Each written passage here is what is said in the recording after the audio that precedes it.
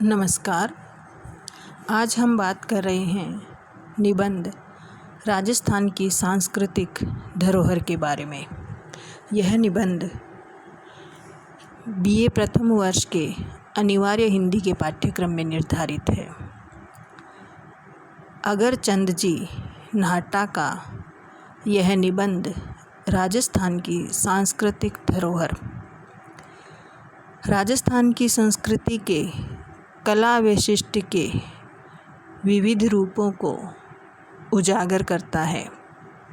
राजस्थान के गौरवमयी अतीत के बारे में विस्तृत जानकारी देता है। यहाँ पर साहित्य का, कला का कितना विकास हुआ, किन किन लोगों ने उसके विकास में योगदान दिया और आज उस साहित्य और कला को किस प्रकार संरक्षण प्राप्त है, इन सब के बारे में नाहटा जी ने बहुत ही विस्तार से यहाँ पर प्रकाश डाला है। प्रारंभ में वे संस्कृति के स्वरूप को प्रकट करते हुए राजस्थान की धरोहर के रूप में विद्यमान यहाँ के साहित्य और कला का गौरवपूर्ण परिचय देते हैं। फिर एक एक चीज़ को विस्तार से समझाते हुए बहुत ही रोचक शैली में पूरा चित्रण करते हैं। वे लिखते हैं कि जीवन अपने आप में एक अस्तित्व मात्र है। जिसे हम जीवन कहते हैं वह तो केवल एक अस्तित्व है। जब जीवन के साथ में शैली शब्द जुड़ जाता है, जीवन की जो शैली है वह एक ऐसी विद्या है जो मनुष्य को मनुष्यत्व सिखाती है, जिसमें रहन सहन, सोच विचार, शिष्टाचार सभी आ जाते हैं और इन्हीं से मिलकर के जीवन की शैली बनती है। जीवन में जब सौंदर्य का संस्कार आ जाता है तो जीवन सुसंस्कृत कहलाता है। व्यक्ति में सुसंस्कृत बनने की जो इच्छा है और उसकी जो क्रियान्विति है वही हमारी संस्कृति का अंग है। वैसे संस्कृति अपने आप में बहुत ही गहन और व्यापक है, उसे हम कुछ ही शब्दों में बांध नहीं सकते। आगे वे लिखते हैं कि राजस्थान का जो इतिहास है शौर्य गाथाओं से परिपूर्ण है। यहाँ का जीवन रोमांच और बलिदानों से भरा पड़ा है। यह हम अगर राजस्थान का इतिहास उठाकर देखें तो हमें यहाँ पर अनेक ऐसे उदाहरण देखने को मिलते हैं। यहाँ के गौरवमय इतिहास की ही अभिव्यक्ति यहाँ के साहित्य और विभिन्न कलाओं में हमें दिखाई देती है। राजस्थानी समाज में नित्य प्रति होने वाले संस्कारों के आयोजनों में भी इन्हीं भावनाओं को पोषण मिलता है। वे लिखते हैं कि राजस्थान का बालक माँ के गर्भ में आते ही संस्कार गीत सुनने लगता है। राजस्थान में संस्कृति जीवन के उन्नत विकास का आधारभूत मूल्य है, जो यहाँ की कला और साहित्य में साकार हुआ है। राजस्थान के वीरों, संतों, साहित्यकारों, कलाकारों और समृद्धिशाली व्यक्तियों की प्रसिद्धि भारत में ही नहीं विदेशों में भी फैली हुई है। राजस्थान जो है पहले कई भागों और राज्यों में बंटा हुआ था और इसके कई नाम थे, जैसे मरु, जांगल, मत्स्य, मेदपाट, सपादलक्ष, बागड़, माड, गुर्जरत्रा आदि जो नाम हैं राजस्थान के लिए प्रसिद्ध रहे हैं। राजस्थान की जो सीमाएं हैं वे भी घटती बढ़ती रही है और इसका जो वर्तमान स्वरूप है वह तो भारत के स्वतंत्र होने के बाद का है। यहाँ का पुरातत्व भी काफ़ी पुराना है। सिंधुकालीन सभ्यता से भी पुराने अवशेष यहाँ प्राप्त हुए हैं। मध्यकालीन राजस्थान का इतिहास तो बहुत ही उज्जवल रहा है। इसे वीर भूमि के रूप में प्रसिद्धि प्राप्त हुई है। यहाँ पर अनेक धर्म संप्रदायों का उद्भव और विकास हुआ है और साहित्य और कला की समृद्ध परंपरा ने तो इस प्रदेश के नाम को चार चांद लगाए हैं। नाहटा जी बताते हैं कि इसके एक भाग में कभी सरस्वती नदी बहती थी और उसके तट पर अनेक ऋषि मुनि निवास करते थे। उन्होंने समय समय पर वैदिक रचनाओं एवं अनेक ग्रंथों की रचनाएं की। वे कहते हैं कि यहाँ अनेक ऐसे विलक्षण और महत्वपूर्ण ग्रंथ रचे गए जो भारतीय साहित्य की अतिशय गौरव वृद्धि करते हैं। उनमें से कई ग्रंथ तो विश्व भर में बेजोड़ हैं। जनसाधारण की बोली में जैन कवियों और विद्वानों की जो रचनाएं यहाँ पर मिलती हैं, उनमें विविध विषय और शैलियाँ दिखाई देती है। राजस्थान में रचा गया प्राकृत साहित्य तो बहुत ही विशाल है। यहाँ की जो भाषा है राजस्थानी, वह राजस्थान तक ही सीमित नहीं रही, क्योंकि यहाँ के लोग व्यापार आदि के लिए तथा यहाँ जो संत जन हुए हैं वे धर्म प्रचार के लिए भारत के प्रत्येक प्रांत में फैल गए थे। अपनी भाषा और वेशभूषा को वहाँ रहते हुए भी उन्होंने बनाए रखा। यहाँ के लोगों ने लाखों करोड़ों की कमाई की और उसका सदुपयोग केवल राजस्थान में ही नहीं किया, बल्कि सभी प्रांतों में जहाँ जहाँ भी वे गए, मंदिरों, धर्मशालाओं या सार्वजनोपयोगी कार्यों में किया। आज भी राजस्थान निवासियों के ये स्मारक भारत के कोने कोने में राजस्थान की गौरव गाथा सुनाते हैं। हिंदी भाषा का जो प्राचीन और महत्वपूर्ण काव्य है पृथ्वीराज रासो, वह भी राजस्थान में रचा गया है। जो लोक काव्य है विसलदेव रासो, उसकी रचना भी राजस्थान में हुई है। हिंदी का जो आदिकाल है, जिसे वीरगाथा काल भी कहा जाता है, उसकी प्राय सभी रचनाएं राजस्थान में ही हुई है। राजस्थान में रचे हुए अनेक चरित काव्य और नीति भक्ति संबंधी ग्रंथ भी बहुत प्रसिद्ध है। मीरा के जो भक्ति गीत है वे सभी प्रांतों और प्रदेशों में गाए जाते हैं। राजस्थानी भाषा और उसकी बोलियों के बारे में आगे बताते हुए नाहटा जी कहते हैं कि राजस्थान की जो बोलियां हैं उनमें काफ़ी साहित्य रचा गया है। राजस्थान का जो बड़ा भाग है वह मरु प्रदेश के नाम से प्रसिद्ध रहा है, इसलिए यहाँ की जो भाषा है उसे मरु भाषा या मारवाड़ी कहते हैं। राजस्थान के किसी भी प्रदेश के जो लोग अन्य प्रांतों में चले गए हैं उन्हें मारवाड़ी के नाम से जाना जाता है। मारवाड़ी नाम से वे सब जगह प्रसिद्ध हैं। जनसाधारण के जीवन स्तर को ऊंचा उठाने के लिए जो जैन विद्वान और संत हुए हैं, उन्होंने हजारों चरित काव्य और नीति के दोहे, भक्ति के पद, भजन बनाए। संतों की भाषा में मिश्रण अनेक बोलियों के शब्दों का मिश्रण पाया जाता है, इसलिए उनकी भाषा को सधुकड़ी कहा जाता है। जो दादू दयाल हुए हैं संतों की परंपरा में, तो दादू के नाम से संप्रदाय राजस्थान में हुए हैं और उनका प्रभाव दूसरे प्रांतों में भी फैला है। इसी तरह से जो चारण कवि हुए हैं उन्होंने भी बहुत गीत, दोहे लिखे हैं, उनकी संख्या भी हजारों में है।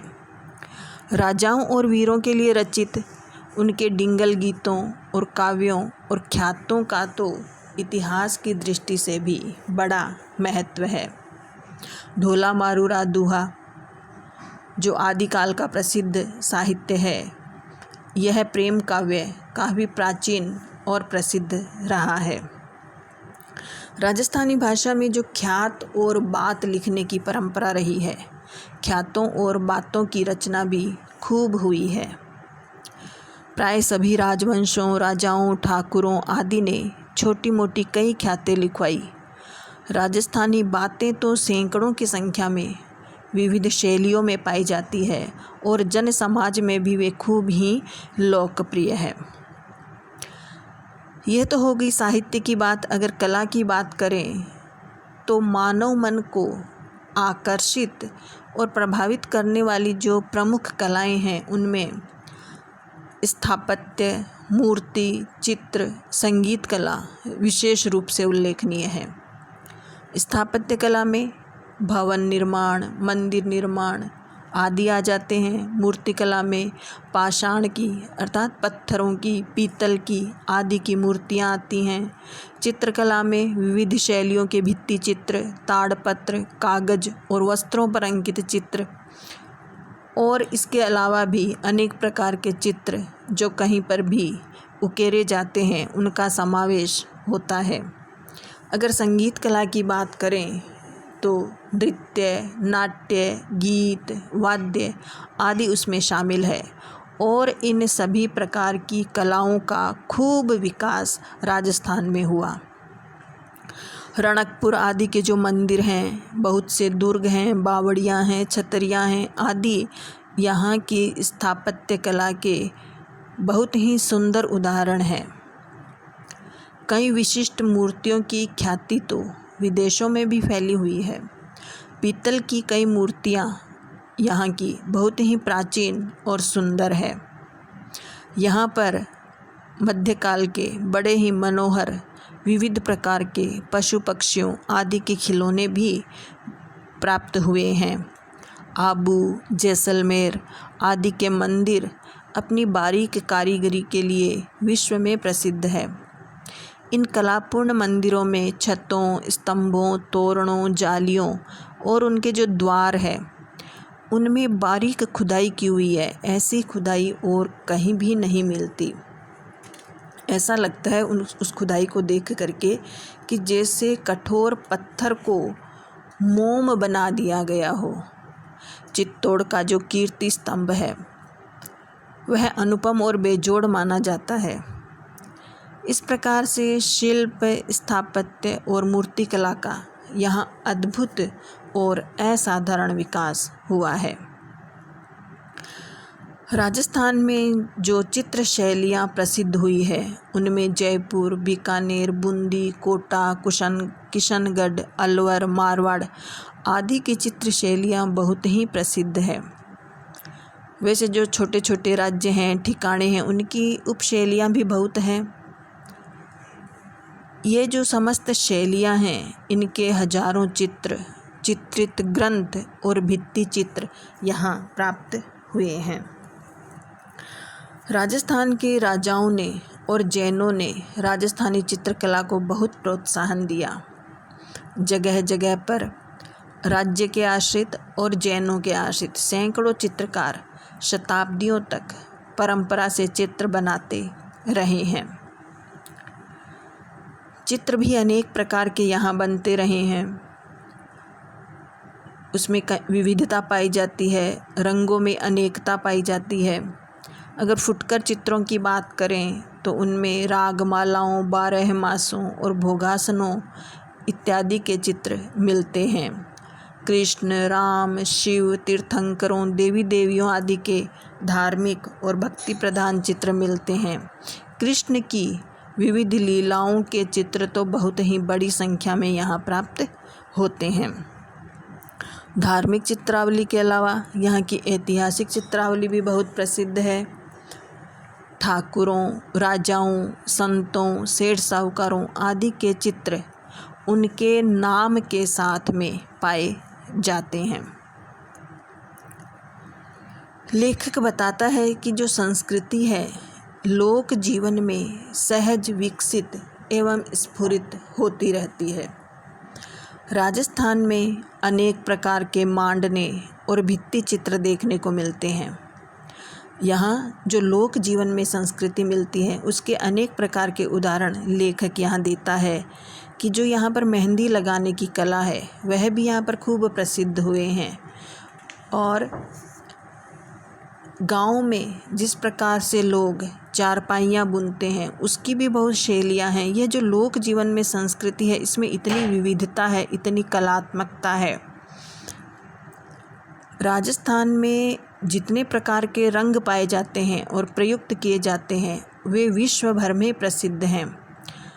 लेखक पुरुषों और स्त्रियों के पहनावे इत्यादि की भी बात करता है कि पुरुषों की पगड़ियों को देखें तो उनके ग्रामों नगरों की पगड़ी और साफे बांधने की कला के विभिन्न रूप और पगड़ियों की शैलियाँ और रंग देखते ही बनते हैं।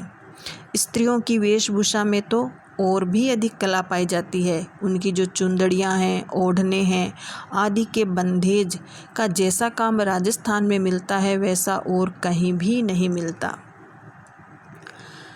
मूर्तिकला का भी राजस्थान में अद्भुत विकास हुआ है।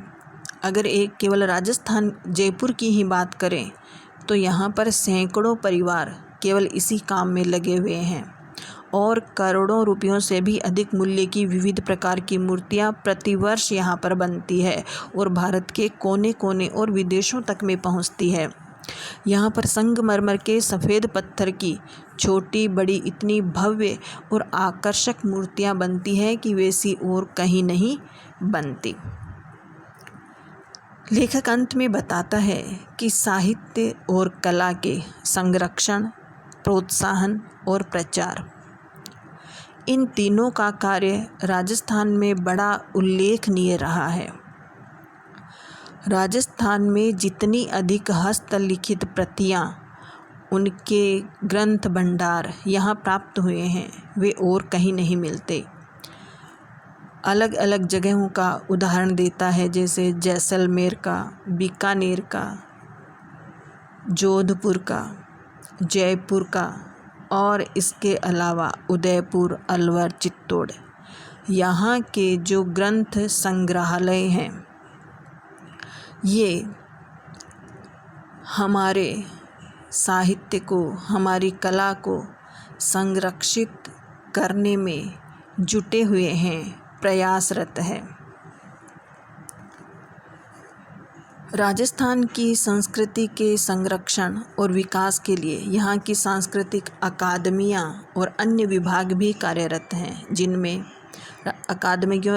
अकादमियों की अगर बात करें तो राजस्थान साहित्य अकादमी, राजस्थानी भाषा साहित्य और संस्कृति अकादमी, राजस्थान ललित कला अकादमी और संगीत नाटक अकादमी, भारतीय लोक कला मंडल आदि उल्लेखनीय हैं। इस प्रकार कहा जा सकता है कि राजस्थान के अतीत साहित्य और कला की सुदीर्घ परंपरा ने राजस्थान की सांस्कृतिक धरोहर को जीवंत रखने में और आधुनिक समाज की सांस्कृतिक परंपराओं को आगे बढ़ाने में जो वैशिष्ट्य दिखाया है वह अनुपम और असाधारण है। इस निबंध में नाहटा जी ने राजस्थान की संस्कृति के बारे में बहुत ही सुंदर और विस्तृत जानकारी दी है।